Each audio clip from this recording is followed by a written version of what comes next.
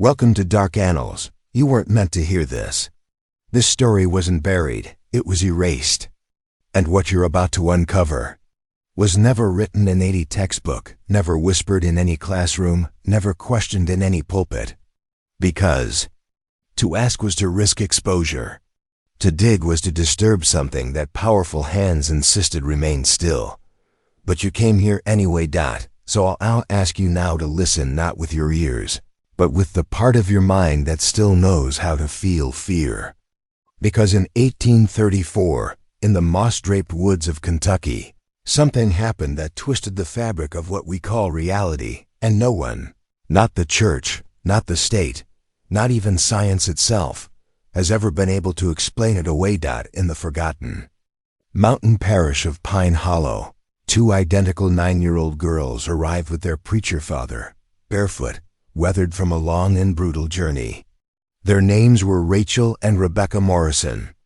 And over the course of just 3 days, those girls unraveled a web of secrets so precise, so ancient, and so dark, that the church where they spoke still stands abandoned, untouched, feared. Because no one dares go near it. They say knowledge is power, but the wrong knowledge, the forbidden kind. That's not power, it's transformation. It reorders you, and after this, you will never think of innocence the same way again. Let's begin. The rain fell sideways the night they arrived. The kind of Appalachian storm that doesn't announce itself, just creeps in through the bones of the mountains and settles behind your eyes like a warning. The pastor of Pine Hollow, William Phillips, had never seen children like them. Their eyes weren't the glassy kind of a child's imagination. They were aware, like they were waiting for someone to ask the right question. But no one dared. The Morrison twins didn't belong to time the way the rest of us do. They weren't seers or prophets or possessed. No, that would have been easier to understand. These girls remembered things they couldn't have known. They spoke of deaths with surgical precision. They uncovered buried sins with the casualness of someone commenting on the weather. And with every soft-spoken sentence, they cracked the fragile illusion of innocence that the town had worn like a mask for over a century. Rebecca knew about the pastor's hidden whiskey bottle. Rachel knew about the blue baby blanket he had. Wrapped it in his dead child's blanket. And when they stood beneath that humble wooden cross, they didn't see salvation. They saw blood. This place was never holy, Rebecca whispered. And in that moment, reality split. Pine Hollow, like most frontier settlements, was built on faith and silence. Secrets weren't just personal, they were currency. Marriages, built on lies, children hidden from shame. Sins prayed over but never confessed aloud. And yet, the girls exposed them all. They named names. They whispered the untold. They pointed to walls and graves and closets, and each time what they said was true. Think about that. Not guesses, not vague prophecies, but verifiable, historical, and specific facts, names, dates, objects, motives pulled from nowhere. Science calls it cryptomnesia, remembering something you once heard and forgot. But how do you explain knowing things never spoken aloud? Hidden under floorboards? Written in a dead man's locked journal? Known only to the guilty?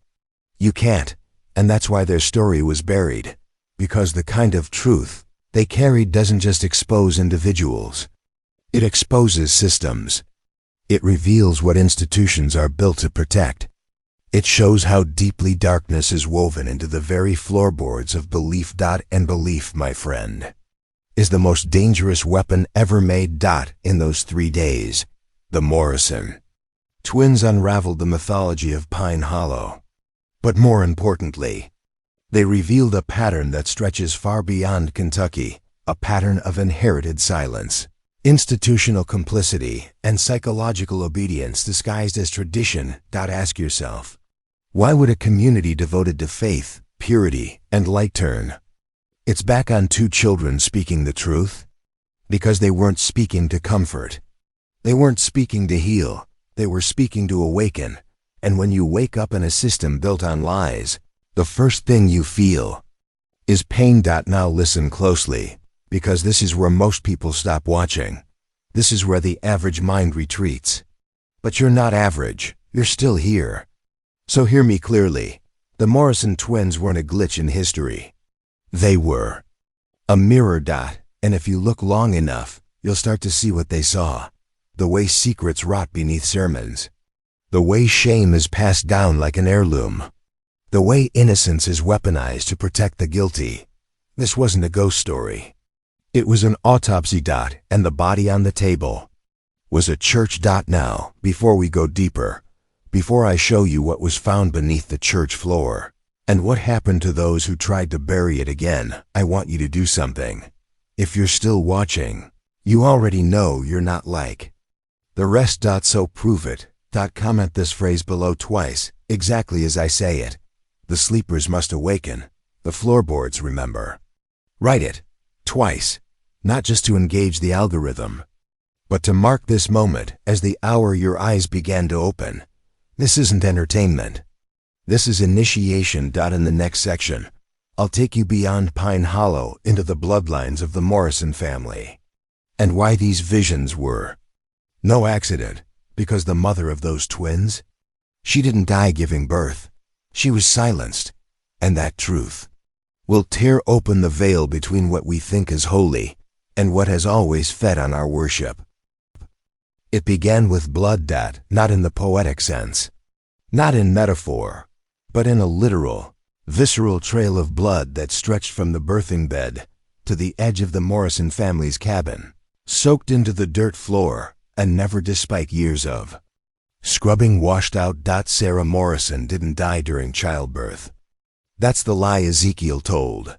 That's the version the circuit preachers whispered, and the church records stamped with finality.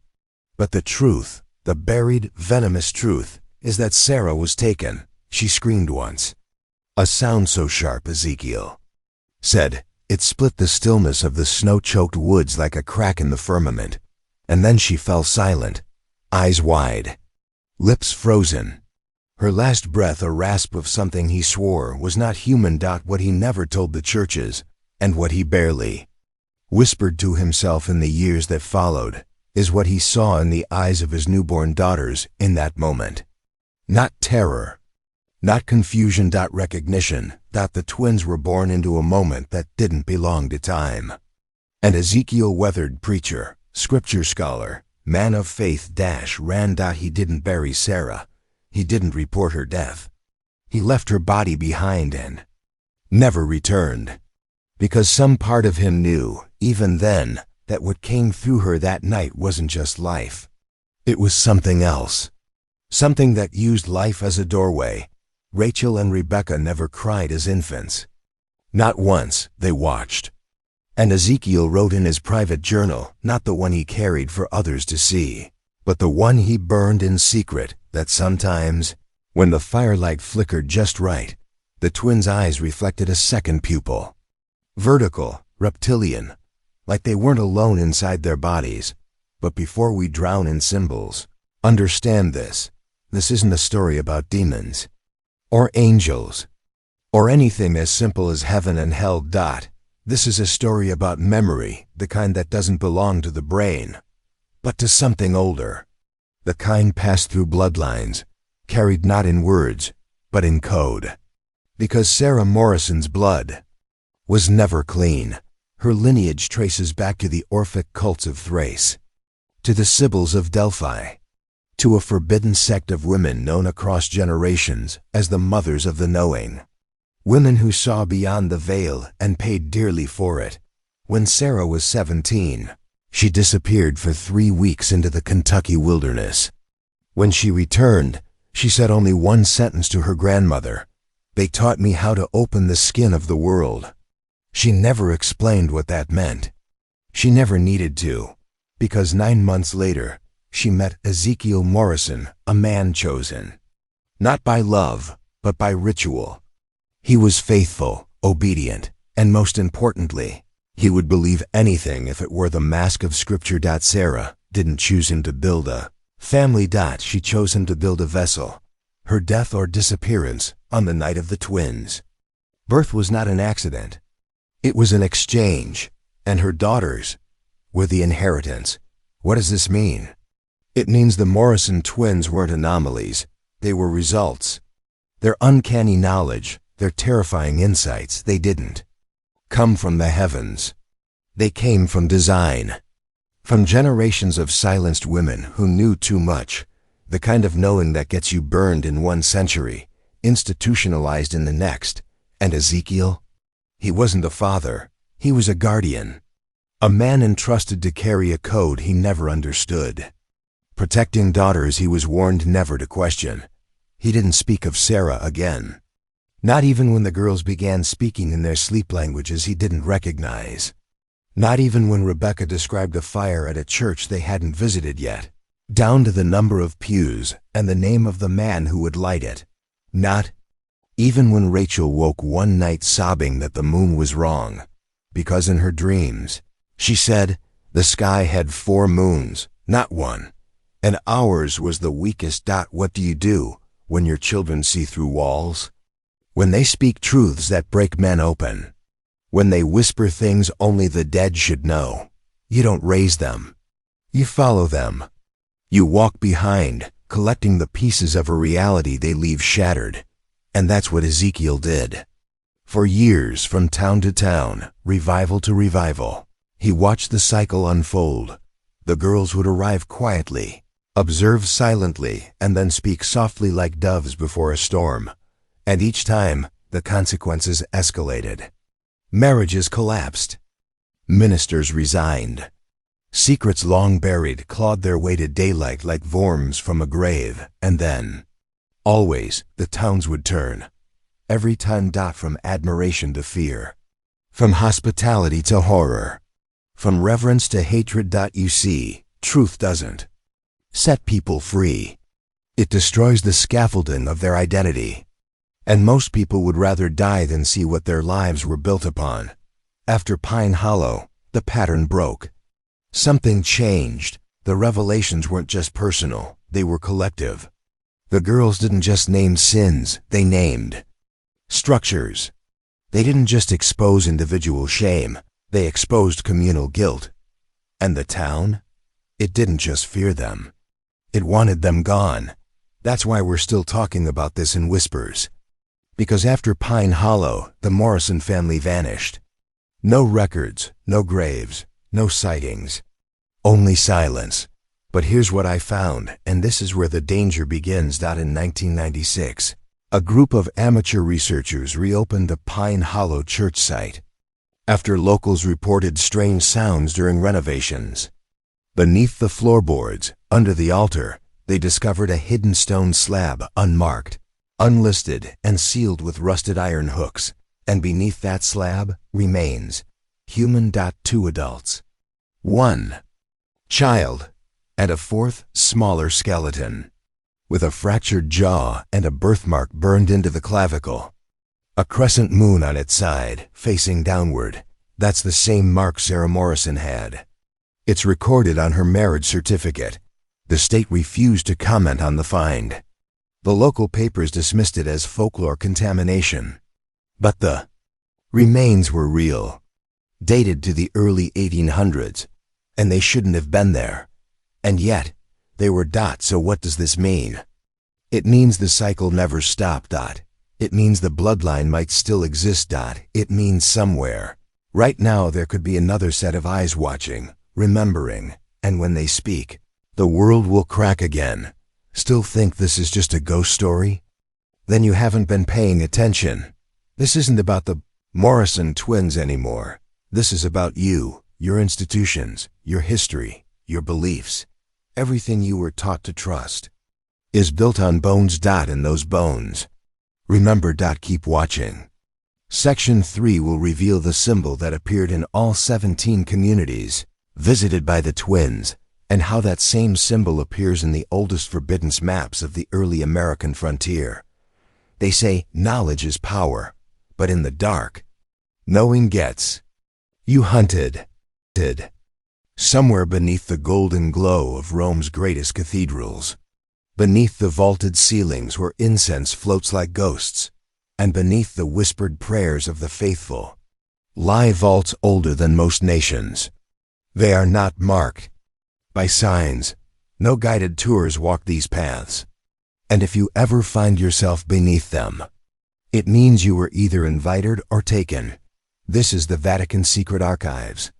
Over 50 miles of shelving, more than 53,000 volumes. And one central question: why is it hidden? Because within these stone-walled catacombs sleeps not just religious history, but the suppressed engine of empires. Censored prophecies, forbidden texts, lost gospels that could unravel the Church's claim to spiritual dominion. Letters from kings, treaties forged in blood, scripts that speak of angels as machines, and ancient records that whisper our world is not what we were told. In 1244, the last Cathar stronghold fell. Montsegur, a mountain fortress, surrendered under siege by papal forces. But what they were guarding wasn't just a theological difference. It was something far more dangerous. A hidden gospel, a book older than the Bible, a relic, rumored to be not from earth. And what did the Church do with this object? They took it, silenced all witnesses, and buried it deep within the archives. No one has seen it since. But if you ask the right archivist in Rome off the record, off the grid, they'll lower their eyes and whisper the same phrase: the Librum Ex Machina, the book of the machine god, its pages written in an unknown alloy, its words unburnable, its content a history of Earth written before humans existed. A chronicle from something that fell from the sky and claimed dominion long before kings, priests, or popes.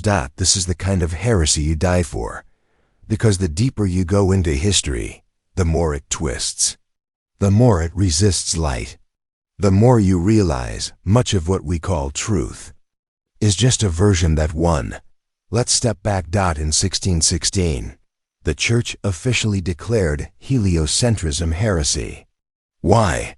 Not because the Earth circling the Sun was threatening to astronomy, but because it threatened control. If Earth was not the center, then man was not the center. If man was not the center, then God, their God, was not in charge. So they buried the stars behind fear. They told us to worship the sun while denying its orbit. And Galileo, old, sick, trembling, was forced to kneel, recant, and declare that the sky was not what he knew it was. But what if this wasn't just about science? What if the stars themselves hold records? What if ancient civilizations older than Egypt, older than Sumer, looked up and saw things we've forgotten? That brings us to the Sibylline prophecies. Most know them as ancient Roman texts, but fewer know that the Vatican owns them, and that not all volumes are public. 3. Scrolls Sibyl 8, X and X are missing from all historical records. What do they predict?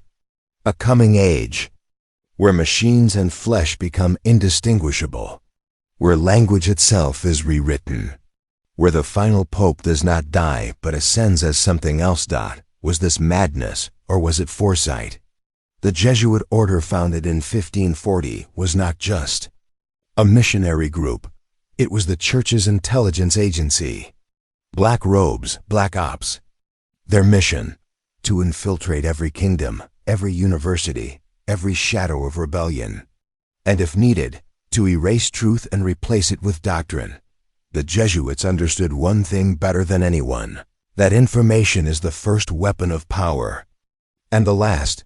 That's why they collected, archived, silenced. In 1850, a scholar named Leopold von Ranke gained limited access to the archives. What he found destroyed him.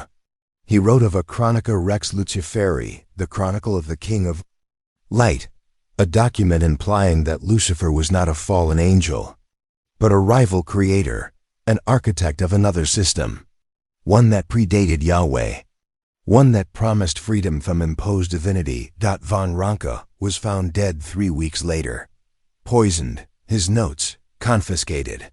His death never investigated. So ask yourself, Why are we not allowed to read our own species' history? Why does a religious institution sit on 50 miles of unread texts? Why do some of those texts require biometric clearance? Because inside those vaults lie books bound in skin. Contracts signed in languages no living priest can speak. Accounts of heavenly battles fought with fire and sound. Maps of a pre-flood world with coastlines that no longer exist.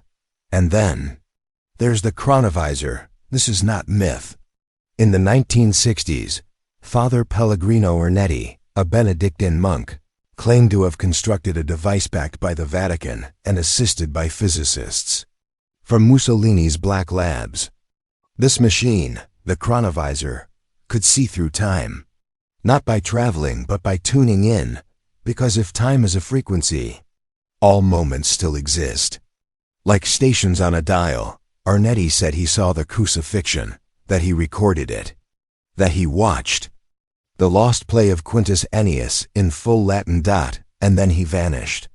The machine was dismantled, and all involved were silenced under threat of permanent excommunication. Imagine what that machine could do in the wrong hands dot, or the right ones dot. What if world events could be reviewed?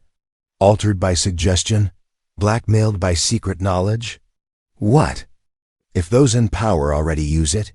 Now step further. In 1999, a leaked inventory from inside the archives mentioned something called Corpus Draco, a volume traced back to 11,000 BC, found beneath the ice of Antarctica during a Nazi expedition. Written in cuneiform that bleeds when copied. It tells of an ancient reptilian species, not aliens, not demons, but native engineers of Earth, creators of the first civilizations, rulers of subterranean cities, and keepers of an original technology that turned will into matter. The book describes how these beings fell asleep or were banished, and that one day they would awaken when the bloodlines align. This is not conspiracy.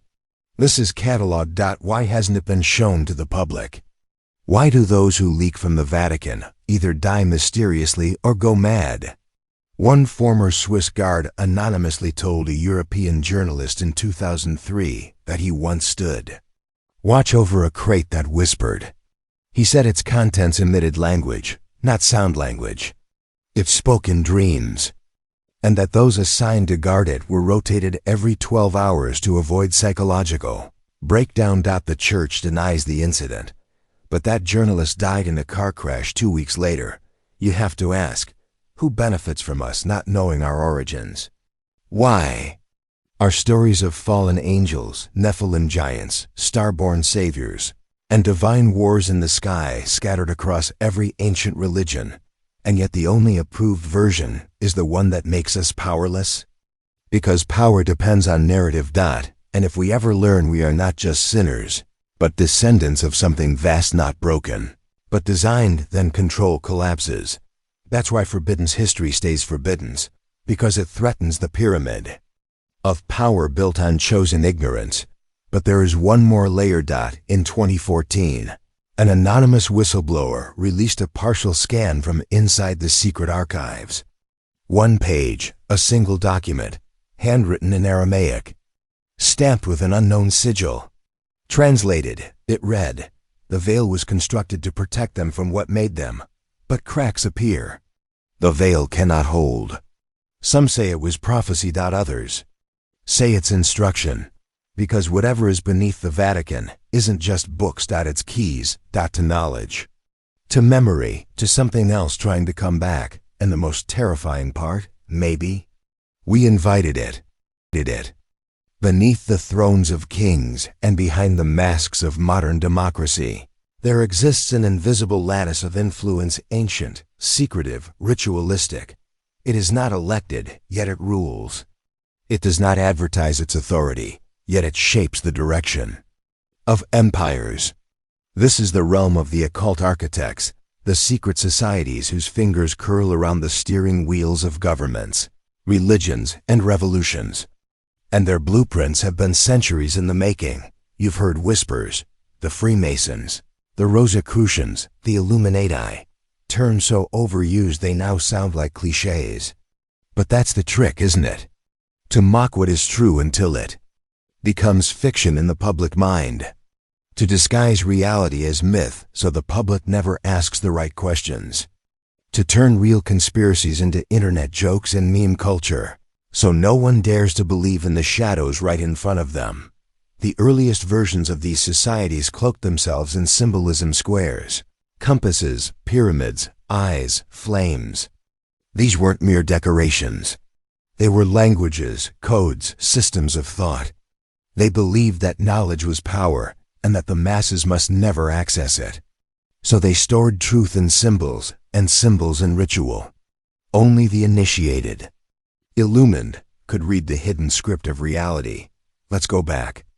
In ancient Egypt, the priesthood guarded sacred geometry and esoteric astronomy, believing the architecture of the cosmos was mirrored in the structures of power on earth. In Babylon, temples were simultaneously places of worship and astronomical control towers. In Greece, mystery schools like Eleusis taught the secrets of death and rebirth to only a few, while the uninitiated were fed myths and morality plays. This obsession with hidden knowledge passed through time like a dark river, flowing beneath the surface. And in the Middle Ages, when the Catholic Church tried to control all spiritual knowledge, secret societies bloomed like fungi in the dark.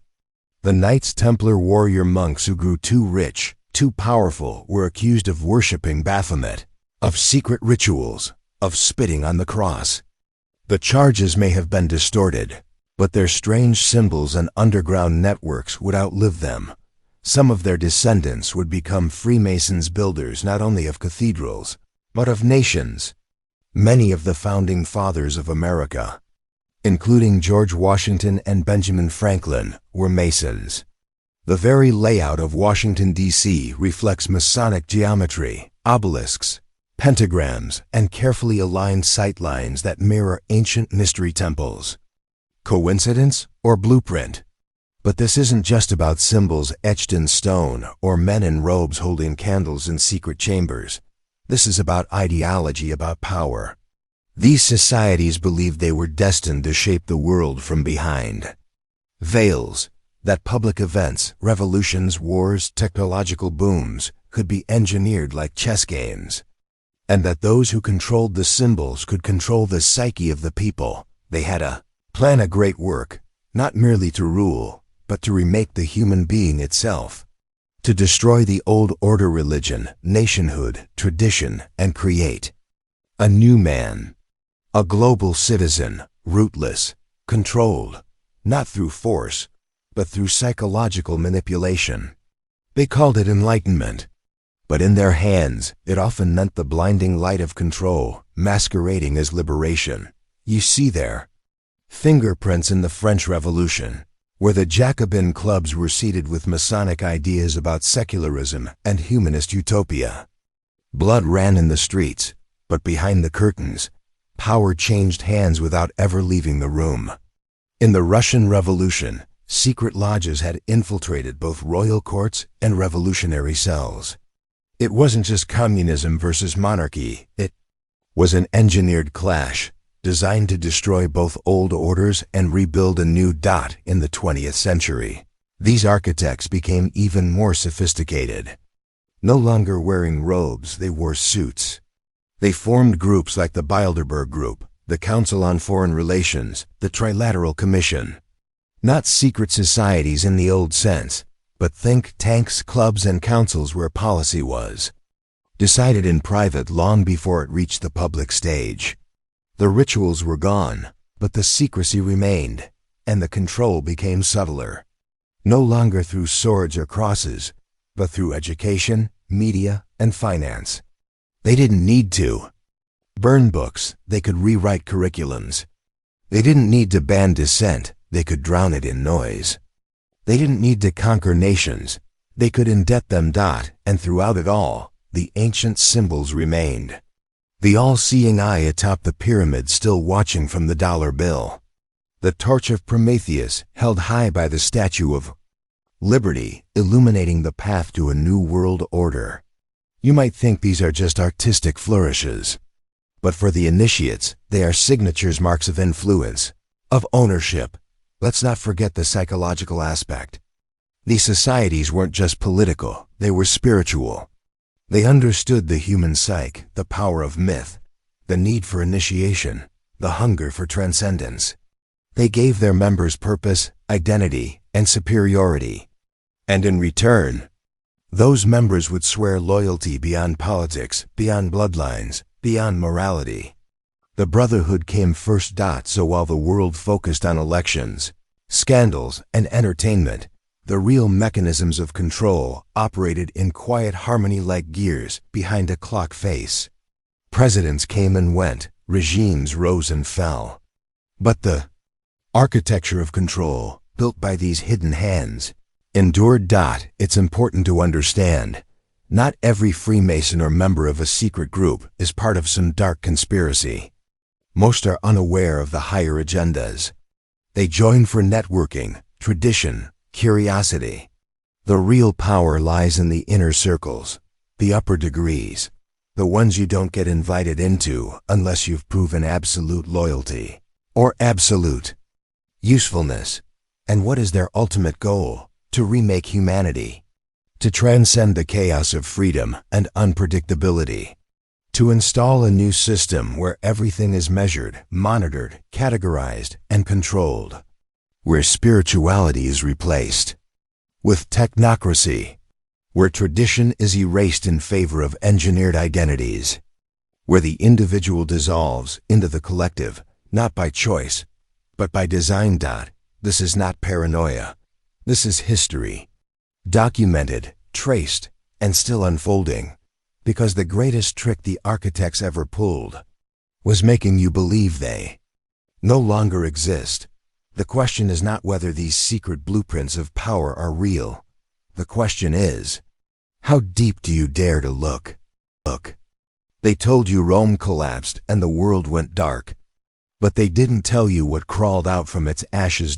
When an empire falls, something always rise, something older, something hidden. When the last Roman eagle crumbled into dust, the torch didn't die, it was stolen, whispered from hand to hand in cloistered halls, passed through bloodlines sealed by silence. What rose was not another empire, but a system, a brotherhood, a network of men who didn't want the light. They wanted control of the dark. Tonight, we pull back the curtain on the secret societies that rose not in glory, but in shadows, and how these ancient cabals may have never gone away. First, the Vatican knew, not just about faith, but about power. When Rome fell in 476 AD, many thought civilization collapsed. But behind cathedral walls, a different empire was forming. Not political, not military, but informational. The church became the collector of lost scrolls, forbidden gospels, esoteric Greek science, and the grimoires of old Roman priests. And within the ranks of this growing religious empire, certain orders began to emerge. Silent orders, sworn not only to Christ, but to hidden knowledge. The order of Saint Benedict was among the first. But behind the rituals of humility and prayer, the Benedictines became archivists of the old world. They preserved alchemical knowledge. They studied the stars. They mapped the heavens not just for God, but for prediction, influence, and dominion. Soon, others followed. The Cistercians, the Templars, and later, the Jesuits, masters of infiltration, education, and coded language. They weren't just missionaries. They were intellectual soldiers in a silent war of ideas. But this wasn't just a Catholic affair. As Islamic empires rose, so did their own mystical brotherhoods. The assassins of Alamet, high in the Persian mountains, were not just killers. They were initiates into a terrifying system of control. Their weapon wasn't just a dagger, it was belief. They didn't kill for power. They killed for obedience. And across Europe, as the church clutched knowledge like a miser grips gold, forbidden minds began meeting in secret. Alchemists, exiled philosophers, rogue priests, They formed cells, lodges, societies. Not for rebellion, but for preservation. Preservation of old truths. Truths the church had deemed heresy. Truths that could not die. Only go underground. By the 12th century, these groups had names: the Rosicrucians, the Order of the Garter, the Invisible College. Whispers of a grand plan emerged, a new architecture of power designed to outlive kings, queens, popes, and borders. Then came the Black Death. 1347. Europe burned. 1/3 of the continent died. But in the shadows these groups thrived, because chaos is a ladder. As cities emptied and monasteries collapsed, secret orders stepped in. They took relics. They stole scrolls. They absorbed the frightened and the brilliant. When Florence was drowning in corpses, a Medici banker whispered a pledge to a brotherhood. That banker's grandson would one day fund Leonardo da Vinci, and da Vinci, through art, would encode mysteries we still haven't fully understood: symbols, geometry, hidden anatomies of man and God. But all of this was merely the rehearsal for the true revolution. The Enlightenment. They say it was a time of reason, of rationality, but they never ask who guided the light. The Freemasons rose during this time, not builders, not architects, but philosophers who built temples of thought. The square and compass became more than tools. They became symbols of duality, of power balanced by secrecy. Their lodges welcomed scientists and kings, paupers and revolutionaries, Voltaire, Mozart, George Washington. Different lands, same lodge. It was not a club, it was a map, a secret hierarchy embedded within society itself. And when the American and French revolutions erupted, Masonic lodges stood at their core. But were they fighting for freedom? Or replacing one elite with another, cloaked in democratic language, but ruled through unseen hands? Then there's the Illuminati. Adam Weishaupt. 1776, Bavaria. A secret within a secret. A plan to infiltrate not just governments, but thought itself, to rewrite what people believed was real. And when they were disbanded, did they truly vanish?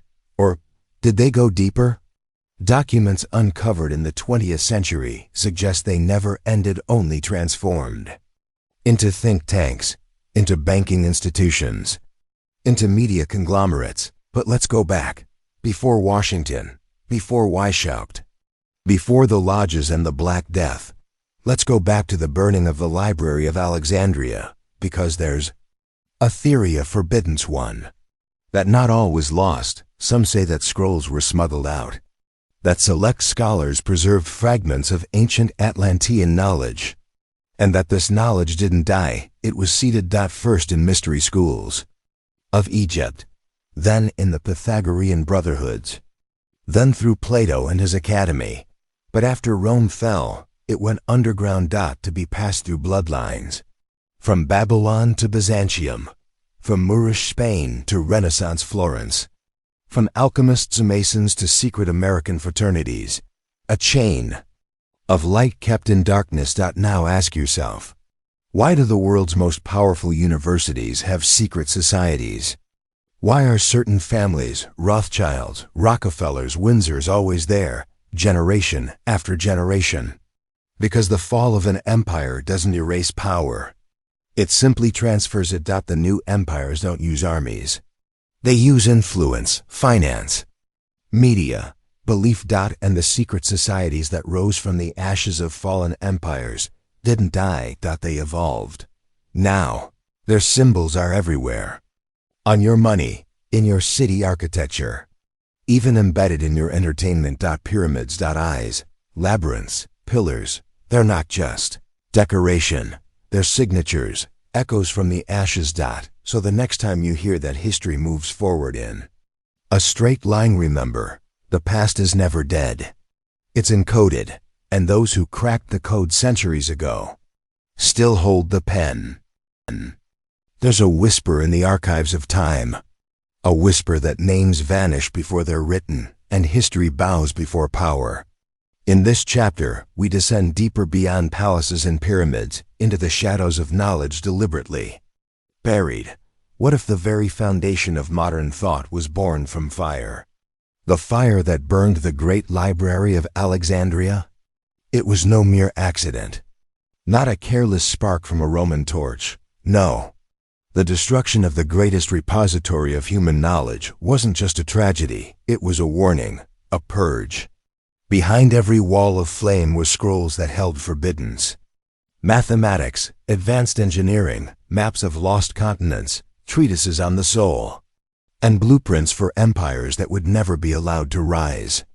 Some say among those ashes were scrolls that traced the true origins of civilization, far older than Sumer, far older than Egypt. The library wasn't just a building, it was the brain of the ancient world. It stored over 400,000 scrolls, many of them copies of older works from before the great floods, before the rewriting of calendars. The priests of Babylon whispered that Atlantis was a memory, not a myth, and the scrolls told of machines that harnessed the stars. What if those scrolls hadn't been burned, but stolen? And what if fragments of that ancient genius survived, not in temples or universities, but in secret circles of elites who rewrote their discoveries into power? Some survived, we know this, and those that did were locked away. Not to protect mankind from danger, but to keep mankind ignorant. What better way to ensure dominance than to control the ink of truth? As the smoke cleared from Alexandria, the world entered a long silence, the Dark Ages, but that silence wasn't universal. In the hidden chambers of the Vatican, beneath the catacombs of Cappadocia, and in the sandstone scroll vaults of the Dead Sea, ancient knowledge flickered like embers. Monks were told to copy only the safe books. Others, the ones that described star charts from before the zodiac, the ones that hinted at multidimensional thinking, the ones that connected man to something divine within himself, those were destroyed or hidden. But silence is never total. It leaves clues. In the 12th century, a stone manuscript called the Voynich appeared, written in an unbreakable language, filled with impossible plants, celestial diagrams, and images of women floating in alchemical pools. No one has decoded it to this day. Why? Because perhaps it wasn't written for us, but by those who remembered, by those who escaped the flames of Alexandria, who survived the Inquisitions, and who found ways to encode truth beneath nonsense. Now, imagine a world where geometry was sacred, where symbols weren't just drawings, they were technology. This was the world of the mystery schools, hidden societies that survived millennia, preserving pieces of ancient light in a darkened world.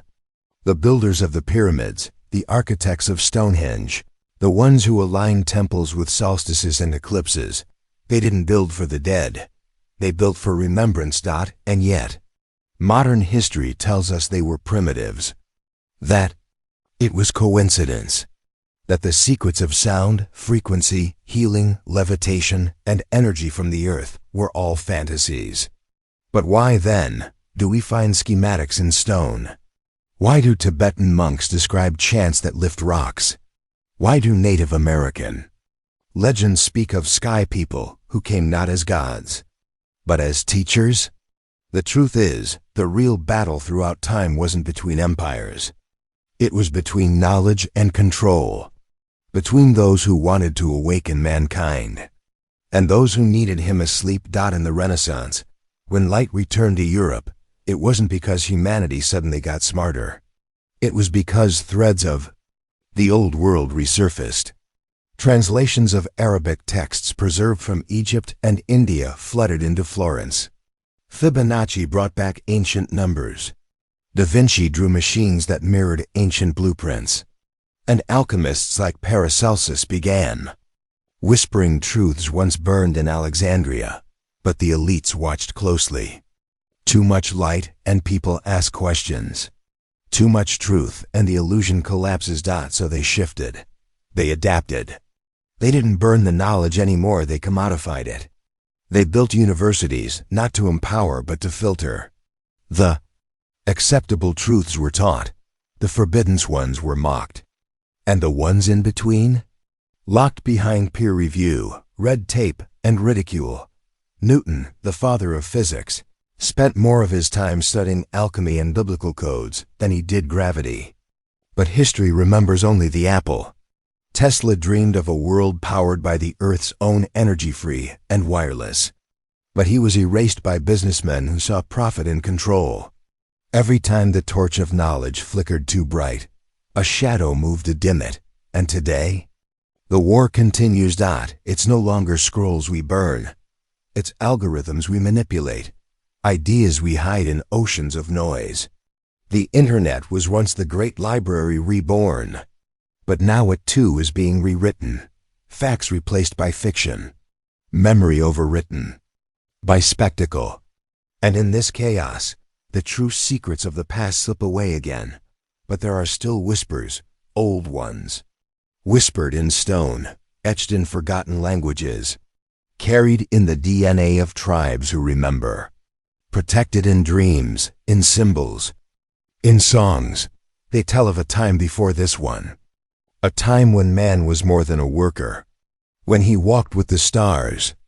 When he listened to the earth like a living thing. Some call it Atlantis. Others call it Lemuria. Others still say it is not past but future. Waiting to return. You were never meant to know this. But you're here, listening, feeling that chill behind the curtain. The burning of Alexandria wasn't the end, it was the beginning. Of a lie so massive, it became history. They called it a brotherhood, but it operated like a labyrinth of mirrors, each layer reflecting a darker truth than the one before. The Skull and Bones Society at Yale University has long been dismissed as little more than an elite college fraternity, a playground for the wealthy. But dig deeper, and you'll find a rot that seeps from their initiation. Rituals into the halls of global power. Founded in 1832 by William Huntington Russell and Alphonso Taft, this so-called Order 322 was modeled after European secret societies, specifically the Germanic death cults of Bavaria. But unlike those, this one was built inside the bones of the American experiment. A secret chamber beneath Yale's campus called the Tomb still houses their private ceremonies. Inside, no cameras, no windows, and no truth, only whispers from ex-members, often anonymous, terrified, leak out. They speak of mock executions, of confessions forced under duress, of rituals that simulate death, burial, and rebirth into a higher allegiance, not to the nation, not to morality, but to the order itself. And this order does not forget its own. It has seeded men into the highest layers of society. Presidents, CIA directors, Wall Street kingpins, Supreme Court justices, global bankers. Both Bush presidents were bonesmen. So was William F. Buckley Jr., a man who shaped the ideological foundation of modern American conservatism. So was Stephen A. Schwarzman, CEO of Blackstone, the largest alternative investment firm on earth. They are scattered like chess pieces across industry, intelligence, and influence. And they always protect each other. That's the core of it. Immunity through secrecy. It's not about skulls. It's about silence. The kind of silence that sees wars waged not for democracy, but for pipeline contracts. That sees elections swing not by will, but by design. That sees black sites and false flags become necessary instruments of power. Even the number 322 has a darker origin. Many researchers link it to Demosthenes, the Greek orator who died in 322 BCE, signaling the fall of Athenian democracy and the rise of oligarchic control. A fitting symbol for a group allegedly devoted to the erosion of collective will in favor of elite command. There's no paper trail, no budget line, no courtroom testimony. Just patterns. Patterns of policy decisions that inexplicably benefit bonesmen and their partners. Patterns of media silence surrounding scandals that should have shaken the nation. Patterns of connections, never outright proof, But always coincidence stacked upon coincidence, until probability itself begins to fracture. It's not just that they hold power. It's how they initiate it. The bones are merely symbols. But the system, that's real. It's self-reinforcing, self-protecting, and if you're not in it, you're simply a pawn moved by it. They don't care if you believe. In fact, they prefer skepticism. Denial is their favorite disguise. And while we argue over left versus right, they play both sides, because bonesmen are beyond party, beyond nation, beyond scrutiny. They are loyal only to the brotherhood, and that loyalty has reshaped the course of history. They told us alchemy was dead, that it belonged to the ashes of the past, buried in dusty tomes and the delusions of men who chased gold through fire and failure. The mad monks, the secretive scholars, the fools who believed lead could be turned into gold if only the formula was right, if only the heavens permitted. But what they never told you is that the formula was found, not by wizards, but by bankers. Not in candlelit towers, but in boardrooms filled with smoke and silk. This is the modern philosopher's stone, not the power to transform metals, but the power to transform debt into wealth, paper into obedience, fiction into fact. This is the alchemy of the elite. And it has rewritten the fate of entire civilizations. Let us go back not centuries, but just over 100 years, to a quiet, hidden meeting on Jekyll Island, Georgia. The year, 1910. 7 men arrived under aliases carrying only first names. They said they were on a hunting trip. But what they hunted was not game. They were representatives of the most powerful financial interests in the world: J.P. Morgan, Rockefeller, Rothschild affiliates, the National City Bank, the Treasury. And their goal was nothing less than to privatize the American money supply. Out of that secretive gathering came a blueprint, a weapon dressed as a solution. And 3 years later, in the quiet chaos of a distracted Christmas Eve, when most of Congress was home for the holidays, that weapon became law, the Federal Reserve Act of 1913. A quiet coup. An institution called federal that is not part of the government. An entity with no reserves, just numbers conjured from air. A central bank that answers to no public vote, no audit, no citizen. It was a new kind of throne, one built on perception, debt, and mathematics. Most people still believe that when governments need money, they simply print it. They don't. They borrow it from this cartel of private bankers. And every dollar borrowed comes with interest attached. But where does that interest come from? It doesn't exist until more debt is created. And so, the serpent swallows its own tail. The system requires constant borrowing, constant growth, and constant inflation, not because it benefits the people, but because the system cannot survive without it. This is not a theory. It's not a metaphor. It's how your life was built. Your mortgage, your taxes, your student loans, your national debt, all part of the same machine. You work for money, but money works for them because they create it from nothing. When the Federal Reserve prints money, it doesn't physically run presses. It types numbers into a computer. It lends those digits to banks, who lend them to you at interest. And with every loan, your time, your energy, your future becomes collateral. They call it stimulus. They call it liquidity. But it's a modern form of slavery without chains, without bars, without blood. The world you live in was built not on gold, but on faith. In currency, faith in debt, faith in a rigged ritual. And this ritual doesn't just bind America. Central banks now operate in nearly every country on earth, each with the same model: control the currency, create inflation, enslave the population. Through debt. Don't believe it? Look at the collapses: 1929, 2008, 2020, each a planned event. Each a moment where the wealth of the many was harvested by the few. Assets crashed, jobs disappeared, and the ones who caused it were bailed out because the system doesn't. fail by accident. It breaks on schedule. They gamble with your savings. They collapse your retirement.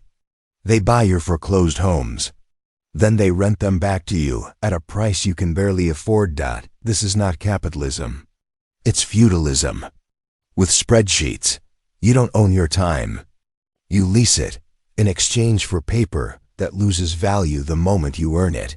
Meanwhile, those at the top don't play by the rules. They don't rely on wages. They own real assets, land, infrastructure, media, pharmaceuticals. Things that don't inflate, things that rule. They hedge against the chaos they create. And when markets crash, they feast. They've replaced gold with algorithms. They've replaced honesty with speculation. And they've replaced freedom with financial engineering. We're told money was a tool, but you were never shown whose tool it really is. Look closely, and you'll see the spell. Every dollar you earn is a promise to pay. Every dollar you save rots in value. Every dollar they print concentrates power upward, and every time you swipe your card, you are voting for the system to continue. They don't need violence anymore. They have debt. They don't need chains. They have interest rates. They don't need dictators. They have institutions so vast, so boring, so seemingly neutral, that no one dares question them. The alchemists of old failed to turn lead into gold. But the bankers of today have turned faith into control, numbers into destiny, illusion into empire. This is why real revolutions don't happen anymore. Why protests fade. Why justice is postponed indefinitely. Because you don't rebel against a tyrant you can see. You go to war with kings. You overthrow regimes, but you don't revolt against the ledger. You don't fight the interest rate. You don't march against the spreadsheet. And that's the brilliance of the system. It doesn't feel like tyranny. It feels like normal. You struggle to keep up, to feed your family, to climb a ladder that moves every time you get a grip. But behind the curtain, they laugh, because the machine doesn't care if you fail.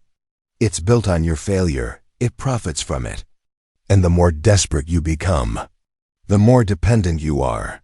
This isn't conspiracy. This is history. This is math. This is a system designed not to serve you, but to use you. And so the question becomes, what happens when the people finally see it? What happens when belief collapses?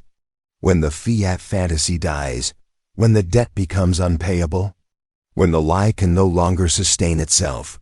Will there be war? A digital reset? A biometric currency?